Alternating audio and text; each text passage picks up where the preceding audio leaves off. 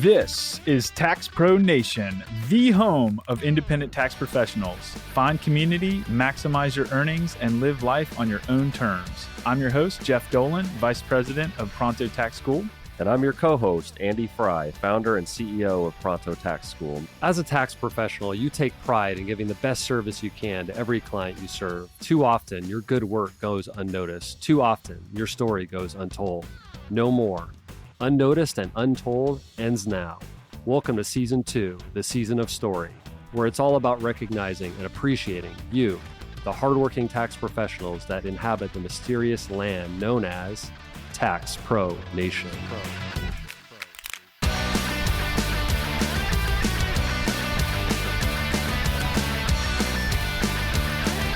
In this episode, we're going to hear from Nora Garcia. She is the mom of the Millennium Award winner from our 2020 My Tax Career Story contest here at Funko Tax School. And she is an unstoppable tax professional who overcame a car crashing into her office just after opening, among other challenges, while also being a great mom and raising 3 successful sons. We can't wait for you to hear this awesome conversation with Nora. Let's jump in.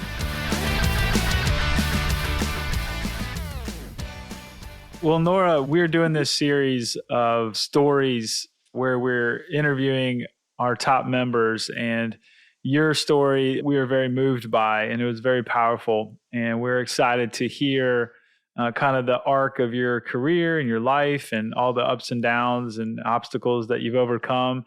And we can't wait to hear that and sharing the lessons learned and walk with you through that. So we're really excited about our call today. And we just want to get started by asking you where it all started. I was actually born in Mexicali, Baja California, Mexico, but I was raised in Calexico, which is in the U.S. So that's why I went to school here in the U.S. So I graduated from Calexico High School, and once I graduated, I moved over to LA in La Puente, California. Okay. Mm-hmm. And I started college there. At the time, I was called to Bry Institute of Technology. Yep. Yeah. And I was studying, it was called the WET program, which was electrical engineering. So I was always been really good at math. So I was in that program, but it was dominated by men. It was just like me and one other girl that was in that class, and I had no clue what I was doing. I could do the textbook stuff, but I couldn't do the lab. Apparently, they all knew. They had already taken up cars and opened up refrigerators, and they knew about conductors and all these other items, and I had no idea what I was doing. So I moved over from that program into the accounting program. And that's where I met my husband, Martin. Nice. So things really started looking up for you when you switched over to accounting. You know, he liked the subject matter, got introduced to a nice young man. Well, that sounds like a good deal. Yeah, so we met in February and got married in August. Oh, wow. All right. Nice. I like it. And then 30 years later, I mean, we had a beautiful life. I'm so blessed to have. I'm sorry if I get emotional. No problem at all. I'm sorry. It's just that right now I'm going through a really hard time with my divorce. So we were married 30 years, and after 30 years, we decided that it was time to go our separate ways. Wow.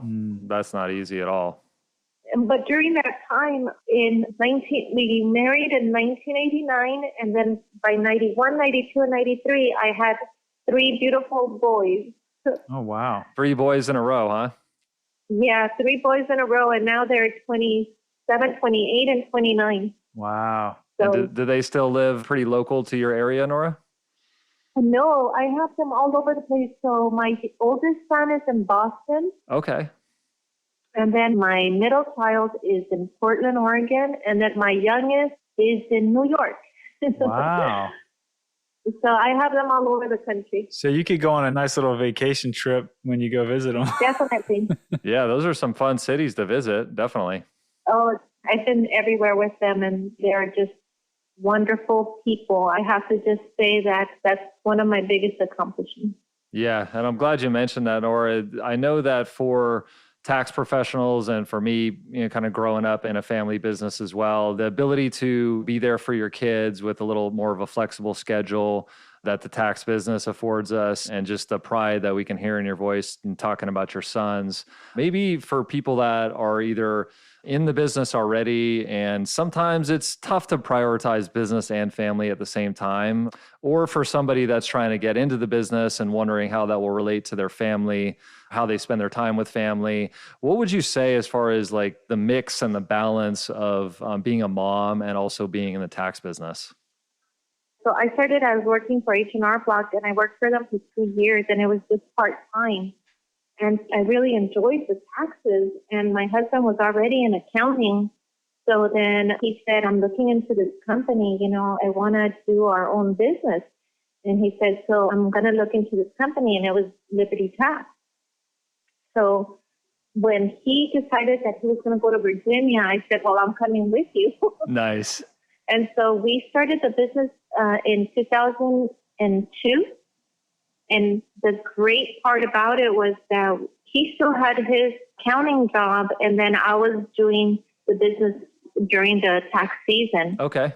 So it would be like long hours, from January through April 15th. But we knew once April 15th came, it was like vacation, I only had to open the office 8 hours a week, which was very doable. And it allowed me to be with my kids and be able to go to their field trips and take them places and just enjoy having my family together. Right. So it was awesome. I really enjoyed the tax business because of the flexibility. Yeah, and you were in 2002. I mean, that was kind of on I think towards when Liberty was really starting to expand. Yeah. Pretty aggressively, right? So you were kind of riding that wave right at the beginning there. Yeah, we were one of the very first ones in California. I think we were only like the second or third office in California. Wow, cool. And what was that like for that? Because that obviously really took off. Obviously, a lot more than one or two offices, over the next, like leading up to maybe 2010, just rapid expansion. What was that like kind of being at the forefront of that, Nora, and riding that wave? It was really exciting because they would invite us to the conventions. I was one of the top producers.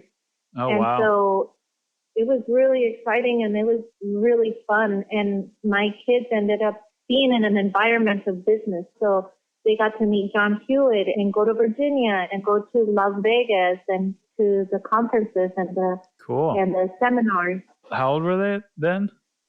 At the time, maybe about 12. Oh, wow. So really viewing you as a business person and growing your own business. And I'm sure that was invaluable experience for them to see that at that early age. Right. And I raised them in La Puente. And so they went to La Puente High School. They went to public school. Deliberately didn't want them to go to private school. I wanted them to have the experience of having a little bit of hardship and knowing like real world situations. Mm-hmm. So even though they experienced the business part of our lives, and we guarded them to not do drugs and not get involved with the wrong people, and we monitored who their friends were and stuff like that, but they still ended up going to public school, and all three of them graduated from universities, and two of them have master's degrees. Wow. That's great. So I'm really proud of my boys and how they turned out. So one of the first things you mentioned in your stories, one of the first things that happened when you opened your office, can you share that story? We had just opened, it must have been like the first week of, it might have been like the second week of January, and e-file was going to open up, and I was excited about, just having everything ready for my office and balloons everywhere and just having that excitement. I thought, we're going to open the doors and people are going to rush in, It wasn't like that. It was a big surprise that it wasn't like that. This lady had parked in front of my office. It was like a little Nissan truck, and she meant to put it in reverse. Well, she put it in drive, and it hit the accelerator, and she went right through my front window. And luckily, she turned the wheel and landed into a 2x4. Wow. And that's the only reason why she didn't end up like in the next building over, because my office is, it's like in a shopping center where it's a couple of other businesses next to me. Mm-hmm. And so that 2x4 saved the other businesses from her running into their offices. Oh, man. Did she at least become a client? She was not a client. She was not even Andy's a sitting there client. trying to sell her. Are you coherent? Do you want me to do your taxes? Just, first question is, do you have your insurance card? Second, do you have your W-2s? I know. So she's inside of my office with a whole little truck inside of my office, and I'm telling her, turn off the car. Turn off the car. It was still running. So you got to turn it off at that point. Take your foot off the accelerator. Oh, Yeah. goodness. But Well, was she okay? she was okay. She was just shaken up, and she gets off of the car and she immediately exits my office, but there's no window. And so I call my husband. I tell him, a car just ran into the office. There's a vehicle inside of my office. And he's like, what? We had a grand opening. Grand opening. And so then the fire department came and everything, and they wanted to shut me down. They were saying there's electrical wires here and this has to, I go, can't we just cover it up and like put tape on it and let's keep going? Oh, man. And so then I go, I just opened my business. You can't shut me down. And they're like, but you don't even have a window. And so at the time I had a security, it's almost like a security door, like a garage door that pulls down. Mm-hmm. So I told them, but I have the security door. I could still close up. My computers are going to be safe and everything else. So the fire department came in and they inspected everything. And then they said, okay, you can continue open for business, but call your insurance and get this fixed as soon as possible. So we did that, but we didn't have a window for about 2 to 3 weeks. Wow. So you're in La Puente currently, Nora? Yes, my office is in La Puente. I've been there over 18 years. Wow, good for you. Congratulations. Thank you. What's like the biggest changes, especially with you being involved with Liberty Tax when they're really starting to take off, and being one of the top producers, attending the shows and all the kind of good times with that. But also say that over the last decade, our industry's changed a lot. What do you think in being involved in the industry through these past, 18 years, what's like the biggest change or changes that you really notice? I would say that the biggest changes have been the changes in tax laws when the mortgage collapsed, and there was just so many people losing their homes back in 2008. I think that shifted our business. We needed to be more prepared and not just be doing the simple 1040s with DIC, and be more ready for long-term clients. Up until now, I still have over 60% retention. Nice. Which says a lot. Yeah. My retention is pretty good, But at the time, like when we started, we saw a boom in the tax industry, and we were at one point, I was doing I believe it was over 1,000 returns out of my office. Wow. And then now I'm lucky if I get 600. Yeah. So fewer clients, but more potentially complicated situations, or people that really are looking to have an ongoing relationship with somebody, a professional they trust and really needs your services in a different way than the rapid refund type of client relationship. Right.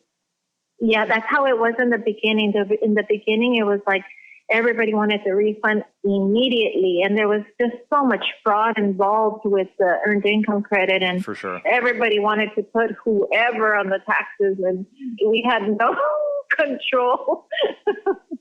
We had absolutely no control. We just okay, you can't say that they're lying, I had returns that were rejected, and I would be like, your dependent has already been used by somebody else. And they would tell me, oh, okay, I have another one. Were they making up kids? Is that what was going on? And I'm like, how did you get another kid?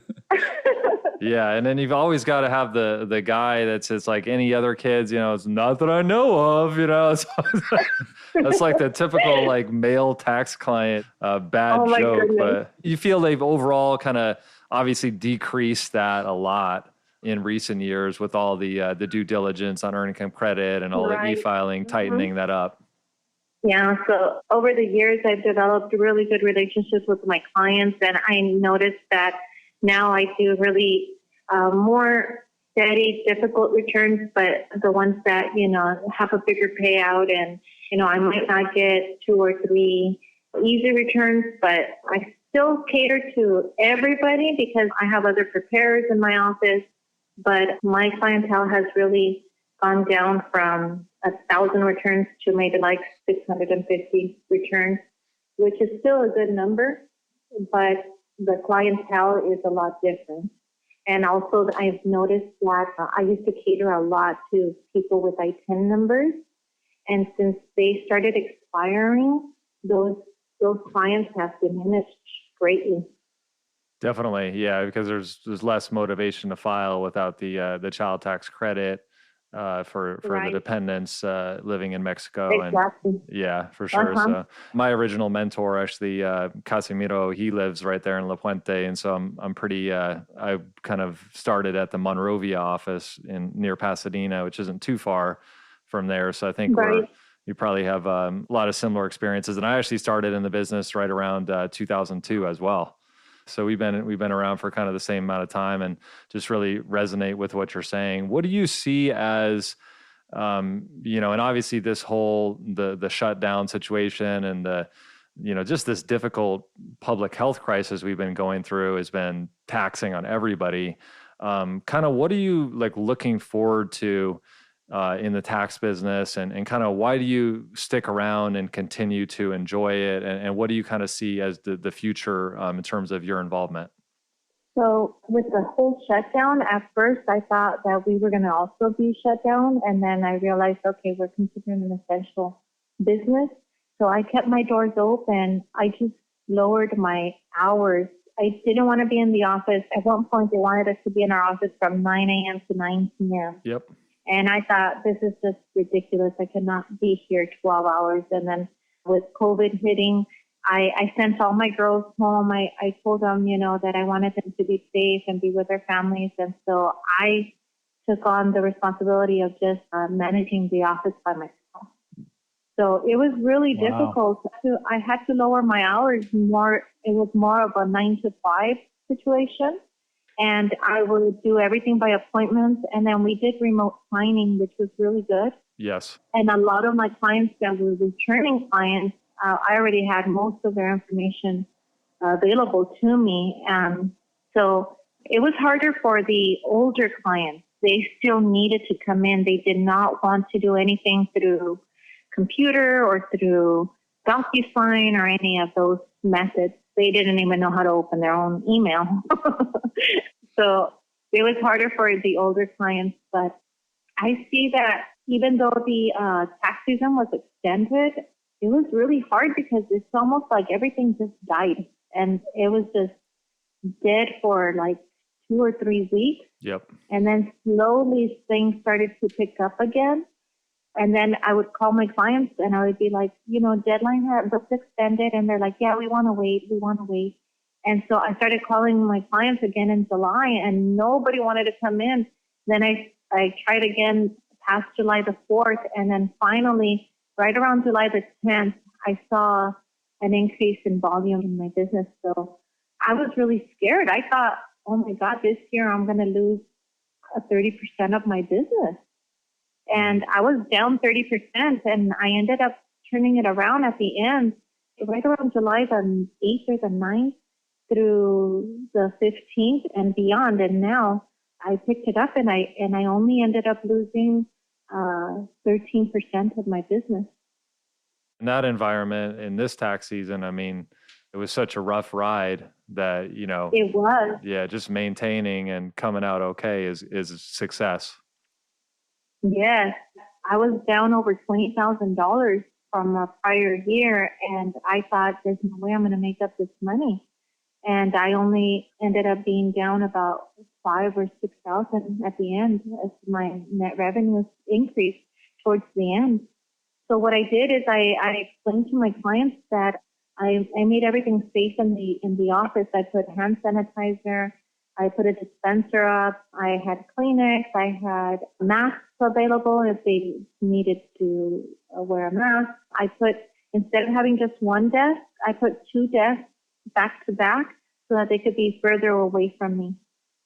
So I took different measures to protect myself and protect my clients. And I believe that this is the way that it's going to be. I'm thinking of getting the plexiglass because my office is an open office. I had 4 individual stations, but it was an open office. I didn't have any like individual rooms where the client would go in. Mm-hmm. So now I'm thinking of either doing dividers and protecting the clients that way or doing the plexiglass between the stations. What I've seen too is the people that, they want to still have that personal touch and not cover all their face. So you don't have any facial expressions, and they do those, what are they called? The not the mask, face but shield. The face shield. Yeah. So you can actually see the person's face. Cause I know it's super hard, especially when you're doing business, to not see the other person's expression or like what their face looks like. I know that is true. And so moving forward, I'm not sure what's going to happen. I don't know if they're thinking about, maybe this is something you guys might know, if they're thinking of leaving the tax business to an extended period of time where it's going to be till July, or do you think it's going to go back to the regular April the 15th? Yeah, it's going to be interesting to see, right? Because the ability for people that are not as tech savvy to gather the documents, get the document securely to the tax professional, do all the correspondence that we do as tax professionals is right. I mean, it's going to be tough to compress it into the existing time period if next winter this kind of thing is going on. So, but I think it's interesting in the sense that I think what's happening with your business, Nora, is happening with a lot of experienced tax professionals where the client base is kind of settling at fewer clients, deeper relationships. And so I think the client acquisition part of it, where a lot of tax pros aren't really going to be able to probably make it financially or otherwise in that environment. So I think you're going to have a lot of clients that are going to be looking for a new person. Their old person retired or had a health problem, so I do think there's going to be some clients that are available. I think it's a matter of how to really connect. On that note, what do you think right now is your best way to acquire new clients? And then how can you kind of accelerate what's already working for you well in acquiring new clients and kind of build on that? My best tactics as far as like acquiring new clients is referrals. Yes. We have the Send a Friend program where if they send us a client, we give them $50. We give them $50 cash, and then we give the new client $50 discount. Referrals have always been like key in my business. We do other like guerrilla marketing kind of strategies as well, but that's where my go-to is always referrals.